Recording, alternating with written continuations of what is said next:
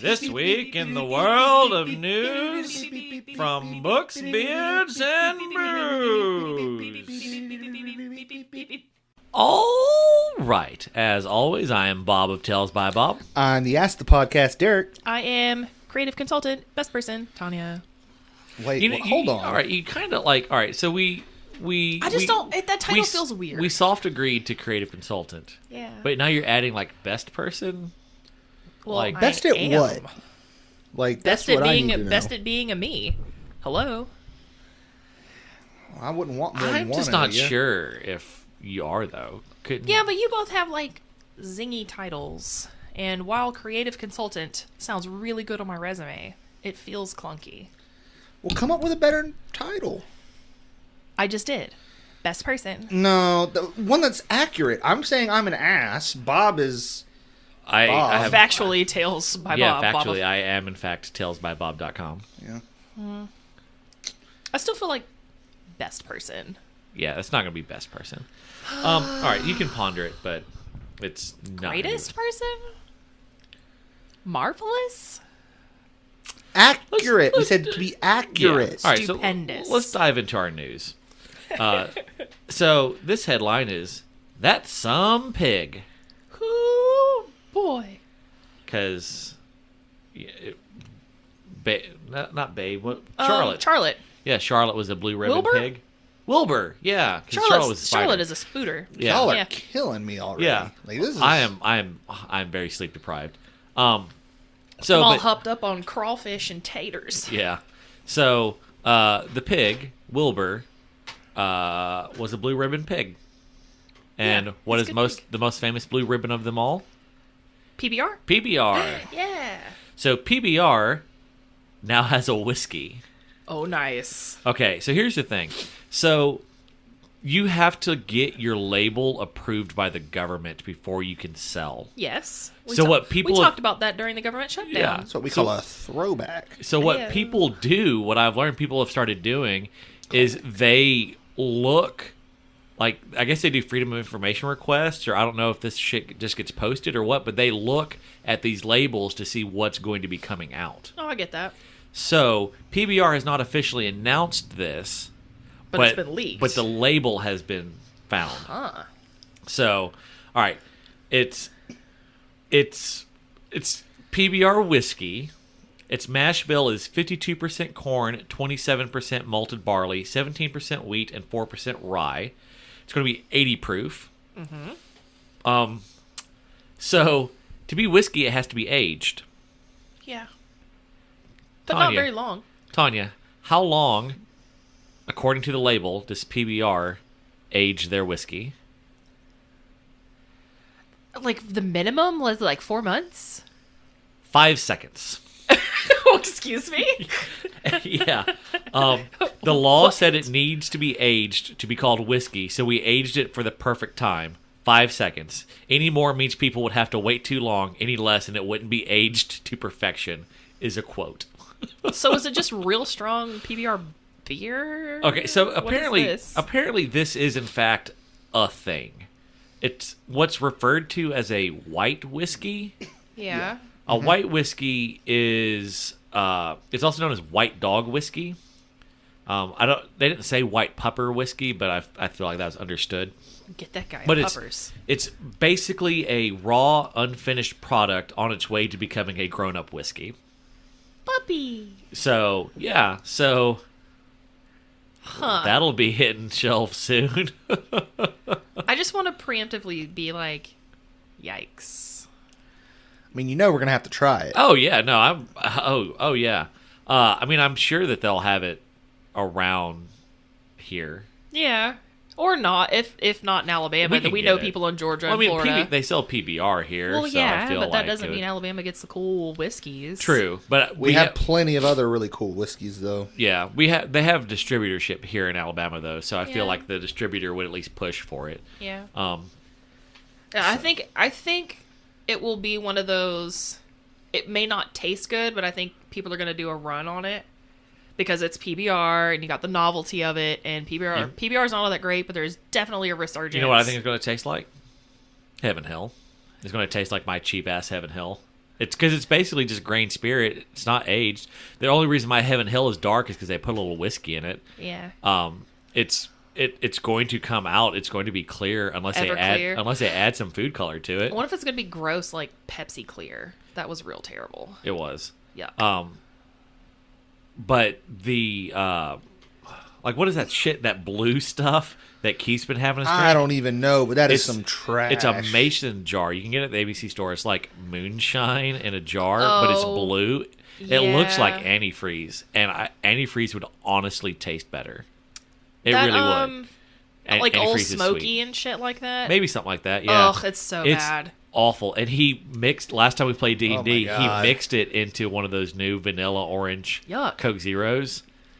And you would think that much flavor could kind of maybe sort of mask how awful it was. No. It did not. It just added complexity to the awfulness. Yuck. It was Yuck. real trash. Yuck.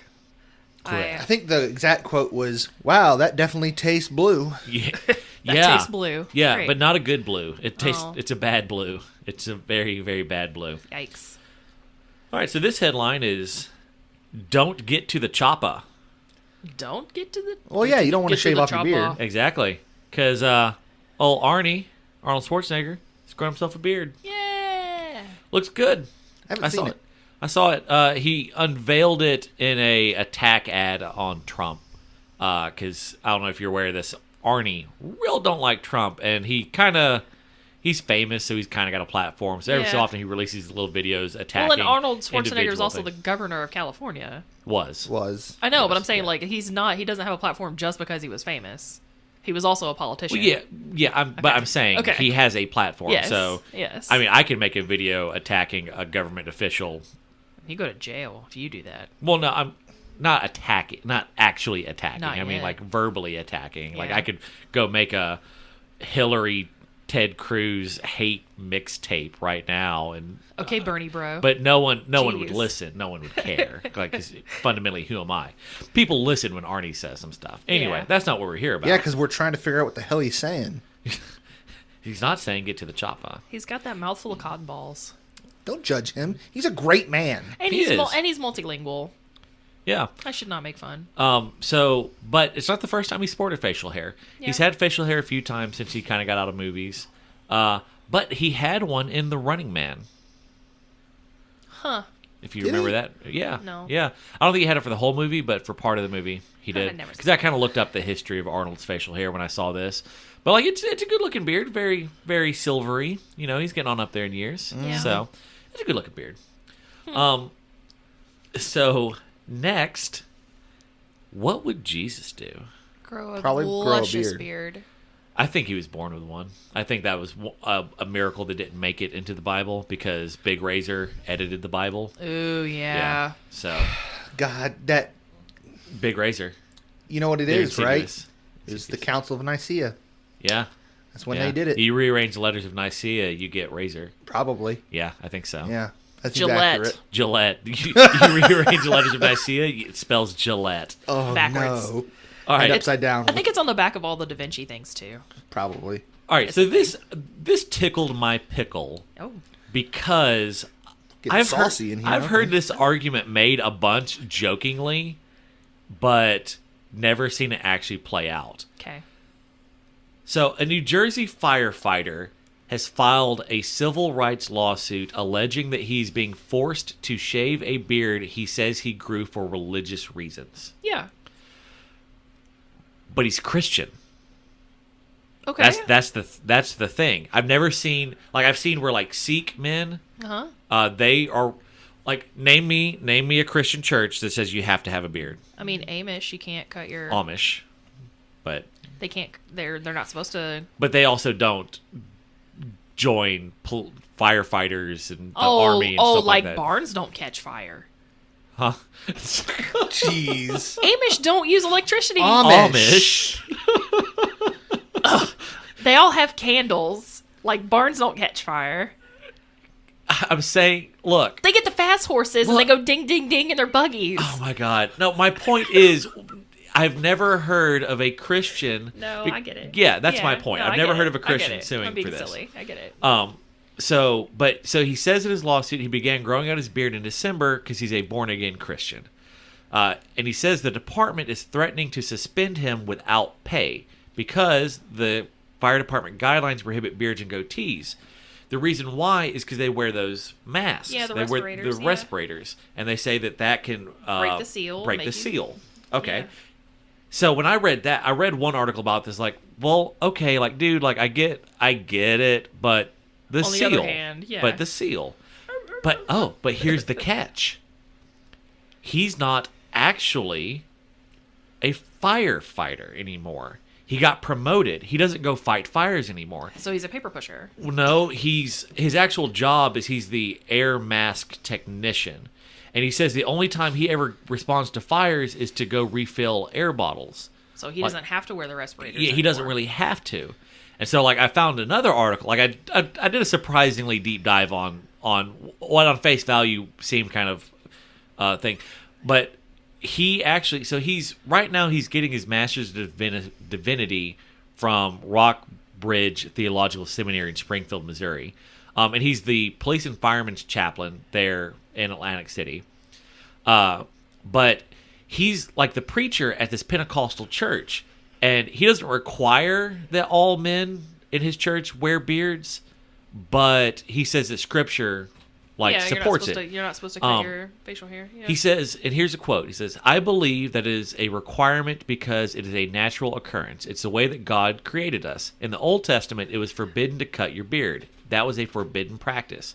So most of the prophets, Aaron, Moses, Jesus Christ himself, according to my research into the Bible, they wore beards following the Jewish law."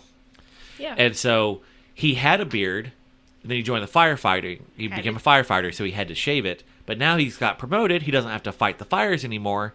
He's like, well, then shit, let me grow my fucking beard, bro. So now he's going to fight the man. And so now he's fighting the man.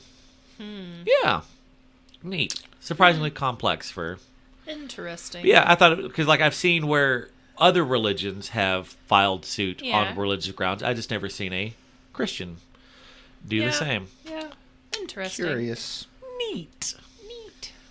No, Nicaea. Nicaea. Nice. Yeah. So this next headline is, "You've never wanted a beer this badly." Are I've we never sure? wanted a beer or beard? Beer. You've never wanted a beer this badly. Oh, I thought you said beer. First aid followed last call at a Queens bar where an enraged patron gnawed the tip off a bouncer's right pinky. I'm sorry. Excuse me.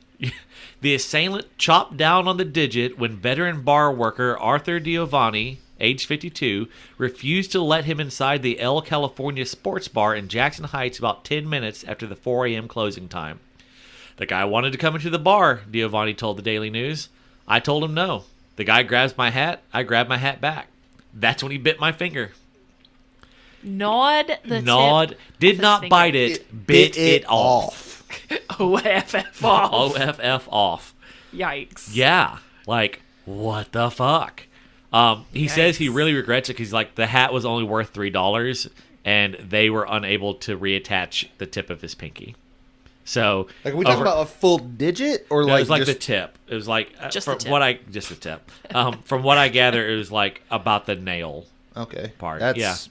Still, you know, I could see like you could maybe bite the like knuckle down, See, that's but what I just to assumed. bite in the middle of the you bone. just got to knuckle down on it. I assume knuckler? he It's beat a two knuckler. like 6 shades of shit out of this dude for biting his finger. Well, I think he ran off. I think like he did that, So and it was a bite and run? I think the I mean, bouncer. I would have ran the, too. the bouncer was like, "Oh shit, I'm short a pinky. I'm short a knuckle on my pinky," and he didn't feel super motivated to chase the guy down at that point because he was dealing with. How you gonna throw a punch when you ain't got all your digits? Yeah. So yeah, yeah. So like I wanted a beer real bad. That's insane. real bad. or bath salts. Yeah. If it was Florida, this would make way more sense. All right. Last little bit of news that I'm bringing to the table today is titled, "I'd like a first helping." No. Okay. So, Second Coming a comic book series with Jesus Christ as a character, is getting a second chance after DC Comics canceled it last month before its release. What? You know, it's not the first time Swamp Thing once did an arc where he went jumping through time and showed up to the crucifixion. Mm-hmm. Yeah, so like Swamp Thing was at the crucifixion. Bet you didn't know that. That didn't make it in the Bible. No. God, we are just Bible centric today. I know. Well, it is a Sunday, so every now and then we need to. I was about to say no, it's not. It's fucking Saturday. But yeah, no. When they hear this, it is Sunday. God, I'm on it. I'm out of it. It's been a rough little bit. In our defense, you probably would have made that mistake when you weren't probably half dead. Probably Because I think we've had this exact conversation before. Yeah. Probably. Today's not Wednesday. It will be when they hear it. Jeez. All right. So the series, written by Mark Russell and drawn by Richard Pace, will be published by Ahoy Comics this summer. In the satirical comic, Jesus has a superhero roommate named Sunstar and learns what has become of his gospel on Earth. It sounds pretty cool, right?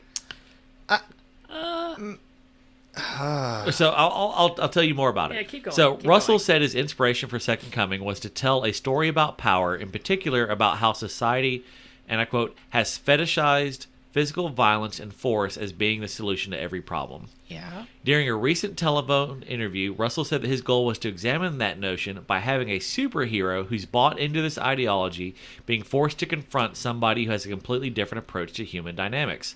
Christ seemed like a natural standard bearer for that nonviolent approach. The conceit is that God was so upset with Jesus' performance the first time he came to earth, since he was arrested so soon and crucified shortly after, that he's kept him locked up ever since. So he's let him loose, and his roommate is basically Superman. And so it's like, hey, Superman, maybe you shouldn't hit that guy, you know? Like, I am tentatively interested. I'm intrigued by the concept. Like, it's just a my understanding is it's only going to be a 6-episode series. Like, it's not ongoing. Yeah, 6-issue series, I believe. So yeah, I'm in. I'd buy that trade. My curiosity is piqued just from the idea of God going, well, Jesus, go to your room. You're in timeout for a while because you did not do well. And he said specifically that he's not trying to attack Christianity. Yeah. Which was my initial concern. Well, no, what he says is he doesn't have a problem with Christianity. He has a problem with how some Christians use Christianity. Same. It's kind of like, that's my thing. Like, I don't have a problem with Christianity. No. But there are some Christians that the way that they use their Christianity, it bothers me, you know, like using it as a weapon. Yeah, but the same thing goes for anything. It's not, you know, I could say the same thing. It's like, you know, I don't have a problem with Patriots fans, but there are some Patriots fans that use their patriotism to get on my nerves, you know? I got nothing against ICP, but them fucking juggalos. There are some stand-up juggalos out there, but then some of them are... That's only because we haven't knocked them down yet. What is a juggalo? I don't know. No. But yeah. So it's intriguing. Like, if this was just going to be a straight up like shit on Christianity thing, but basically the way... But it's not going to be like one of those chick books, is it? Chick tracts. Whatever. Chick it's not going to be tracts, one of those, yeah? No, because this guy, like, and I'll say this, I think where some people could be hesitant about this, he's done other stuff like this that it's kind of reading between the lines. I haven't read any of it, but it did seem a lot more kind of... It seems like... more anti-Christian, but like this is... This here, it seemed like the way... Like, in the interview, what he said was like, you know, he's like... He just imagined, like, if Jesus came back, like, Jesus was pretty... Like, he's like, Jesus is cool. If Jesus came back now, he just kind of... He thinks that, like, Jesus would be like, you know, I don't really like what you're doing with your worshiping me. Like, how you're doing that. Like, you're really big on this, and I'm not big on this, but you say you worship me, but I don't like this. But then he's going to get the pushback, like, yeah. Man, shut up, brown guy. You don't know what you're doing. Go away. Well, America. I don't know. But yeah, it's intriguing. I want to check it out. I like comics. Yeah. You know, I'd get a trade. I'd buy a trade of that. That's probably not going to be my flavor. I just like the idea that it's Jesus' roommates with a superhero. Yeah. Now, That's if it was more great. like shenanigans, kind of ha-has, and less... Well, I think it. I mean, reading between the lines here, Jesus' roommate is a superhero. I don't. I think suspect this is a drama. humor is strongly going to be the flavor here. Yeah. So I don't know. If you buy it, I would flip through, perhaps, but buy your own copy. Oh, Ain't flipping no. through my shit. no, I'm going to put my grubby hands all over it. Derek, did you say you had some news? I do, and I think you should all just be very happy. Like, you know what? Derek doesn't normally look up news, and you're right, I don't. Hey, you but are. But you stumbled upon some news? Bringing the news. No, I may or may not have been at work on break. My tax dollars at work. He's on break, On though. break. On break. You don't get to work? I Or break? clocked out, Oh, okay. All right. Yeah. Fair. and then Wow, she's yeah, just being real aggressive. and I over there just was today. like, Hey, oh, it's hey, been, man. for this being Saturday, the day that we're recording, it's been a god-awful shit day for my work thing. So I'm a little bitter that you get to take a break. So, anyways, I was all like, I'll look at a thing, and then I actually found something real fast. I was like, oh, that's actually kind of interesting. Okay, what you Mostly got for because us? I just searched. You know what? It doesn't matter. What matters is Lay I it on me. found. I didn't think of a pun because I didn't. Well, I that's don't more care. kind of my wheelhouse. Yeah, really. But I'll this try is and think up one when you tell me what it is. fair enough. Anyways, so in a place called Fair Lawn, New Jersey, a man returns a library book. How long has he had this library book? 30 Guess. years. 30 years, you guess? Yeah. I'm gonna guess 50 years. 55 years. What? He returns it after 55 Suck it. years. I'd hate to see the Solid. fine on that. That's why we don't know what his name is, because he was like, "Yeah, I'm not telling you my name because I don't want the fine. I Yeah. can't. Yeah. I That can't." fine would Do be they- I mean, ridiculous. Well, Do you okay, think the library would really enforce that fine? nah, man, I was getting a book back after. So here's the story, basically, and it's not even just like a library; it's like a school library. Oh. Like he shows up to a middle school 55 years later. That's He's not lucky creepy. he was even still Well, there. he went up to the security guards at the front and was like, "Hey, can I talk to the principal? I got like a thing to give him." And they were like, "What?" Yeah, I don't see where, like, in this day and age, like, a 60-something-year-old dude rolling up at a middle school, unchilded. Yeah. Hi, I'd like to talk to it. That does not go over real well, I could imagine. That didn't go over well until they said principal. I'm like, "Oh, a grown up. Yeah, okay, you can talk to a grown up." yeah, far away from all the children. Yeah, so anyways, they go and get him. Basically, what happened was Yes. this man, who will remain nameless, checked out a book when he was in school here 55 years ago, so long ago that it was previously a junior high school and is now a middle school. Yikes. Wow. And he checked out a book of poetry called the Family Book of Verse by Lewis Gannett. And he checked it out and enjoyed it so much that he kept it too long. And then he kept it too long. And he just decided he was going to ignore all the notices to give it back. Because he was like, "No, I like this." Yeah. As a child. And then, of course, probably got lost and misplaced or whatever. yeah. And then, while he was cleaning his attic, 55 years later, he found it and felt incredibly guilty about yeah. it. And was like, I'm gonna take this back. Turns out there's still a school there. So here's some interesting stuff. Like, okay, 55 years, that's amazing. This is okay, fun. Yeah. But this is some of the more, like, the article was just really fun and interesting because it was like telling me for example, the fact that the school wasn't even the same school anymore. It was now a middle school. Yeah.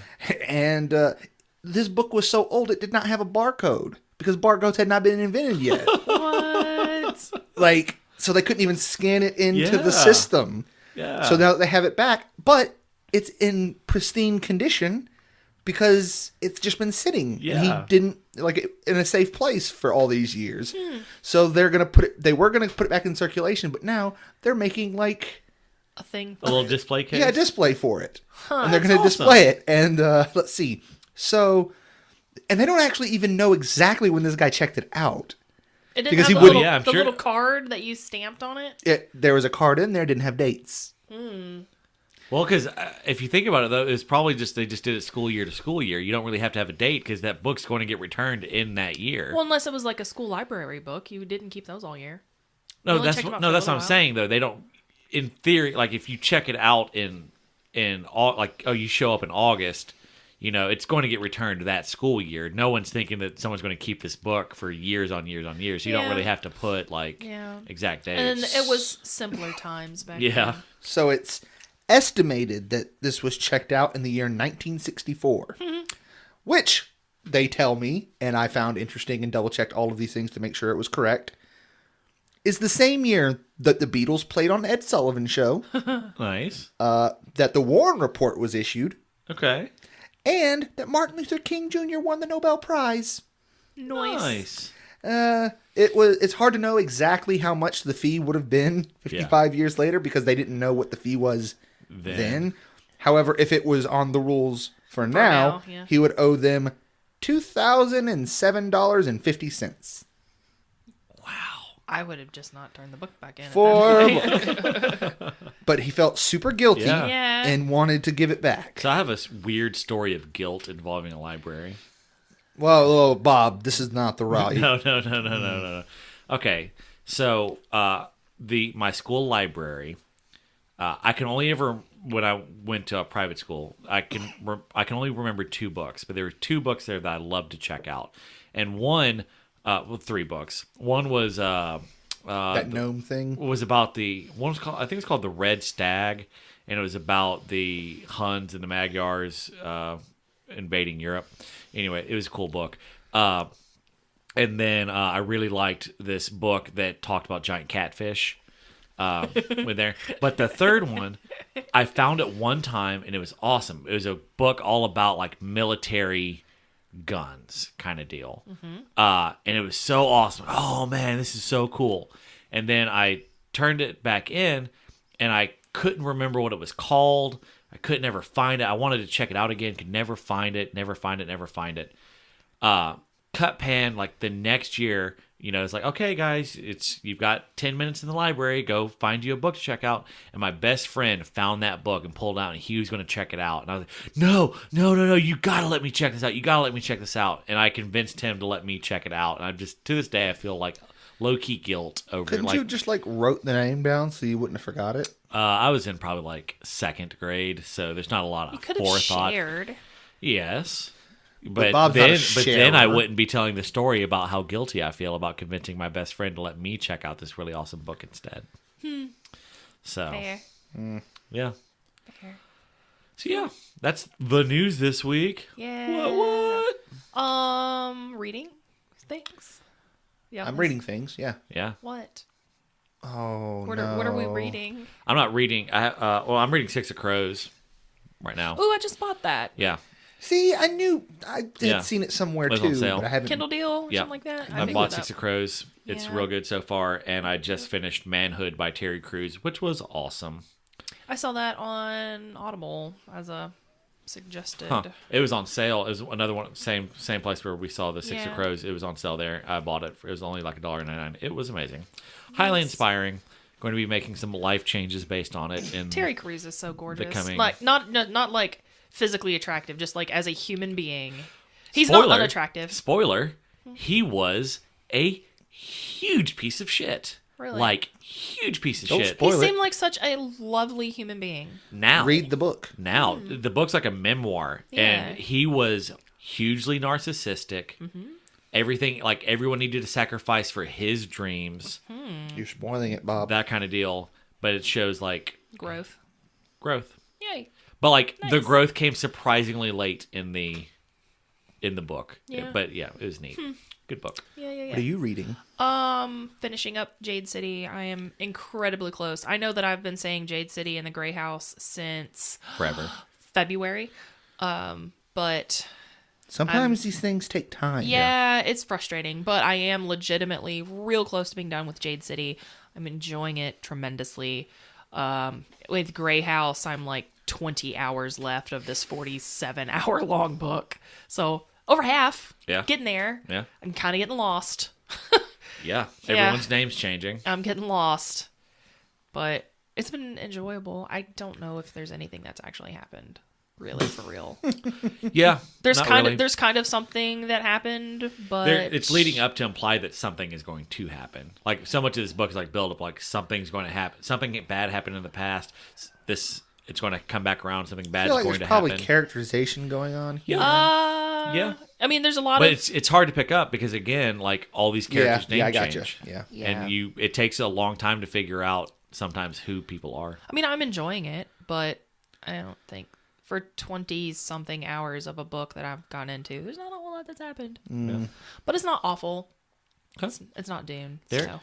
You started the Feist book, I right? did. The King of Ashes. Ooh, I think I have that one as well. Yeah. I think we all picked that up. I You talked to me about this. You're kind of yeah. ambivalent on it right now. it's not even that It's good, but it's not There- what you were expecting. there's issues with it. And I mean, we're not going to talk about it anywhere else. So I guess I can mention it. Mostly it's just like I'm about a third of the way through the book and I don't really feel any super connection to any of the characters because there's been 3 different viewpoints for 30% of the book. The book's not that long. It's about a 400-page book. I haven't had enough time with each of these characters To really care. to Well, like I care. Like this was but- something when we were talking about this. I thought this was a really interesting point that you made. So it's not the fact that it's 3 characters.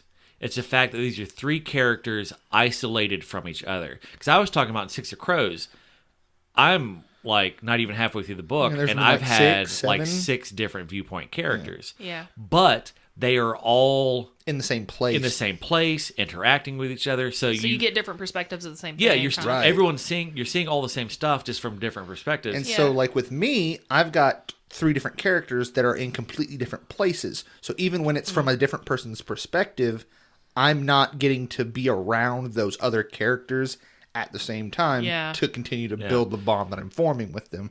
So it makes it yeah, and So, like, part of the strength of the first Feist book that I fell in love with was the fact that there was one viewpoint character the entire book. Yeah. because like in Six of Crows, Brecker is kind of the main character, you could say, and he's a very Locke Lamora. He's like a mix between Locke Lamora and the guy from Prince of Thorns? Prince of Thorns, Jorg Ancraft. He's like a sociopathic Locke Lamora, and but it's like so. Sure, you get some viewpoint chapters with him, but then like you get your next 2 chapters are with different people, but it's them watching him do things. So you're still getting more. You're seeing him in action. You're getting more of a feel for his character, even though that he's not the viewpoint character.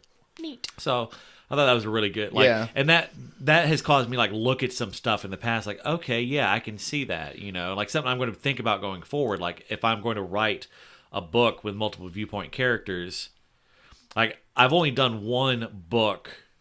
Well, all right, so My Capital Nightmares has 2 viewpoint characters, But they are they're with each other, They're traveling together. largely, Yeah, yeah. they travel together. And then in Blightborn, I have 3 viewpoint characters, but they're all in the same city, encountering these. Yeah, same, they can kind of come in and out of each other's stories. So they're constantly interacting with each other. So, but yeah, it's something like going forward. Like, well, if I'm going to do something like more 3 viewpoint characters, like maybe I don't spread because I don't write. He The doesn't books I write write, epic I'm not going to fantasy, write. he I'm not writes- going to write epic fantasy. I'm going to write shorter books. Yeah. Like 100,000 words is about my upper limit. So you don't get as much time to get a feel for characters. So I don't need to write stuff where people are wildly Disjointed. divergent. Right. Which Yeah. is one of the biggest problems that I had with this other book that me and Bob talked about years ago called The Emperor's Blades, which Yeah. I enjoyed, but the 3 viewpoint characters were literally spread across the entire world. And while the overarching thing seemed to be working together, their individual plots in the entire book never touched. Like, except for the fact that they're related to each other. A Song of Ice and Fire kind of diverges like that, where in your first couple books, everybody's together, and then you've got 2 books where people separate off into their different plot lines. Right, but but see, by you that had- time, you've had all of Yeah. all the previous books Exactly. to give a Because we shit talked about about it with- Tyrion, to give a shit about all these other people. We talked about the game with Wheel of Time. Wheel of Time. Wheel of It's very Time. similar. It starts you out fairly small with a very small cast, not with a fairly small cast of characters. For an epic fantasy. Yeah, and they stay, they're more or less together, so you get a feel for them before they like, well, shit, Rand's shoot going off and here. have to do all these other Yeah. things. Perrin's across the actually world. going to go back and get on Bob's nerves back in the Riverlands. Yeah. How dare you? Matt's going to go get on my nerves with Shin-Chan, and yeah. Rand's going to get on my nerves with the Aes Sedai, and the Aes Sedai are going to get on my nerves in Everywhere, always. Yeah. So, Neat. But yeah. Neat. yeah. All right. Oh, and then audiobook. I just started another Raymond D. Feist book, Daughter of the Empire. Oh, which, cool. I'm doing The Red Knight by Miles Cameron, which I talked to you about. It's good. It's interesting. The guy is a medievalist. He's a medieval reenactor. It is fantasy. There are fantasy happenings. There's magic and stuff like that. But in the day-to-day stuff, it is like painfully accurate to medieval stuff. Like, it's Ren Fair. very realistic, like very Ren Fairy. And it's like, I don't necessarily sign on for this. Yeah. So I'm still kind of early in it. We'll see how it pans out. Like, the plot's super interesting, but I just don't know how much I want to know about what undershirt goes under this armor Oh. kind of deal. It's kind of like me with hard sci-fi. Like, I'm Yeah. not in. I'm in I this, don't care about your turbo boosters, man. Lie to me. yeah, as don't- long as it yeah. sounds cool, whatever. Right. I don't need to know the That's not how I'm theory gonna of get my shit. relativity Yeah. right now, Yeah. please. Yeah. Yeah. All right. Cool. Well, on that note, we'll wrap it up. And as the misty dawn of this week breaks upon you, I hope that a gentle rain of blessing of the beard will fall upon you. Bye. Thanks for listening to this episode of Books, Beards, Booze. Our co-hosts are Bob, Derek, and Tanya. Our producer is Bob. For more information, visit our website, booksbeardsbooze.com. Follow our social media at Tales by Bob. If you enjoyed this podcast, please rate, subscribe, and share. Okay, bye.